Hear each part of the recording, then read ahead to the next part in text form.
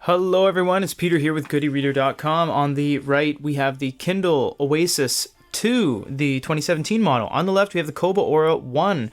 Both of these are the latest and greatest from the respective companies, Amazon and Kobo. We're just going to look at a PDF here. So what we see is some PDFs, and these aren't the biggest screens. However, they're bigger than 6 inches, which is, what everyone from basically 2008 to 2014, 15 were doing. Everyone was just doing 6-inch e-readers. So we're going to see what we can do with both of these. We're just going to do some page turns, right and left, right and left. Both roughly the same speed. This is a 150 MB file, so you do have to be a little bit patient with it. Remember, these are e-readers first and foremost.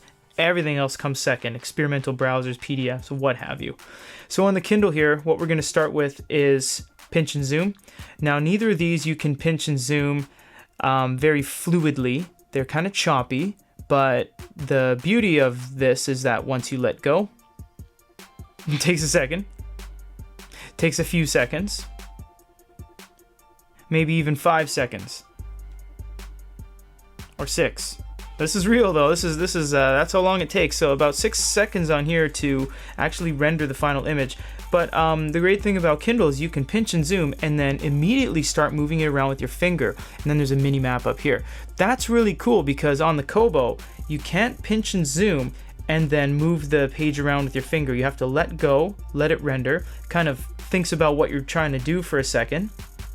So if we pinch and zoom to an appropriate level like that, once it renders, then you can move it around like that. So it's a little bit more inconvenient, an extra step you have to go through, so to speak. And once you're zoomed in, this thing is actually really unstable too. You can see as you're zooming, it kind of like flashes a lot, it kind of backs out and goes to a full screen. It's not really that consistent. If you try to long press on something, nothing happens. However, you can see I have a highlight here. On the Kindle, if you long press, yes, it does take about 2 or 3 seconds to actually do it. So if we zoom in on something, sorry, I gotta actually get in on something here. So I'm gonna wait for it to render. The Kindle's no, pro at this either. It's actually quite slow for PDFs. If you pinch and zoom on something and we'll long press on name, it takes about 4 seconds. You can make highlights, notes, share, and even use dictionaries, Wikipedia, and translation.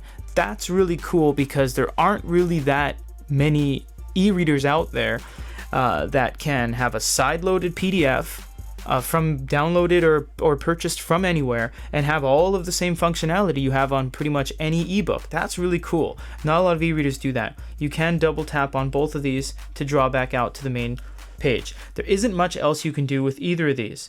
You do have this little thing here that allows you to zoom, fit to width, fit to height, or change to landscape. And then you do have navigate via the table of contents, page number.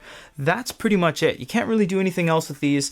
It's very basic functions. This is very, very slow at pinching and zooming. This is very slow at long pressing and rendering the image. So they both have their faults and not too many pros along with that. But in a pinch, if you did need to run PDFs and read PDFs for school or whatever, they can do it. You just have to be very, very patient when you do something. You can't rush through it like a smartphone and be like that.